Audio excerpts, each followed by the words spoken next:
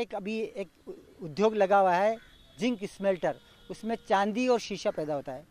और इस उद्योग से इसको बहुत पानी चाहिए, तो उस पानी के लिए यहाँ एक उन्होंने डैम बनाया है जिसका नाम है गोसुंडा डैम, और उसमें 14 गाँव की पार्टली ज़मीन उन्होंने एक्वायर की है और उसमें किसानों की ज़मीन डूब रही है। और उन किसानों को मार्केट रेट से पैसा नहीं दिया गया है, जो सरकार का लैंड एक्विजिशन एक्ट है उसके हिसाब से उनको पैसा दिया गया है, जो डीएलसी रेट है, जो पैसा बहुत कम है। दिक्कत ये हो रही है कि हमारे आने वाली पीढ़ी, हम काश्तकारी कहाँ करेंगे, खेती कहाँ करेंगे, क्या जमीन तो हमारी डूब में चली जाएगी। यहाँ खड़े हैं, ये जमीन भी डूब में जा रही है यूँ, और यूँ कारण 14 गाँव की जमीन डूब क्षेत्र में जा रही है। हिंदुस्तान जिंक का बांध का हिसाब, ये तो कंपनी हमारे को डुबा रही है, तो हम कहाँ जाएंगे आगे। ये उद्योग है, फैक्ट्रियाँ वगैरह, कोई काश्तकारों की कुछ सुनती नहीं। प्रशासन भी उनके फेवर में ही चलता है, प्रशासन को तो खरीद लेते हैं पहले ही, वो चाहे हम पैसे लेवें नहीं लेवें, वो कब्जा कर लेते हैं, चाहे फैक्ट्री हो, चाहे डैम हो, चाहे कौन सा भी प्लांट हो।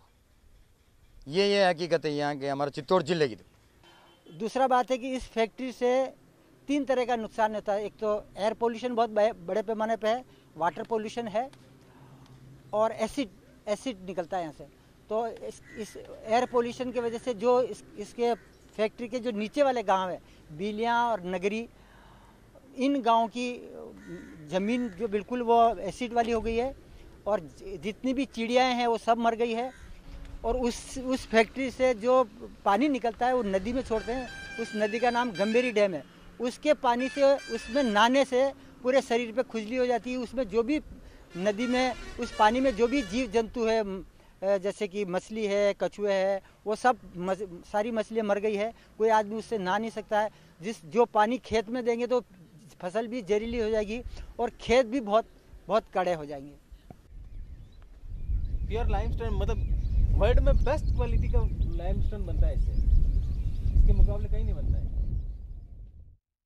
हम 1993 से आदित्य सीमेंट फैक्ट्री शंभूपुरा से संघर्ष कर रहे हैं। उन्होंने पहले 1993 में माइंस के लिए हमारे जो गऊ चन्नौट है वहाँ पे ये पत्थर की जांच करने के लिए वो आए थे, तो हमने उनको मार कूट के भगा दिया था, है ना।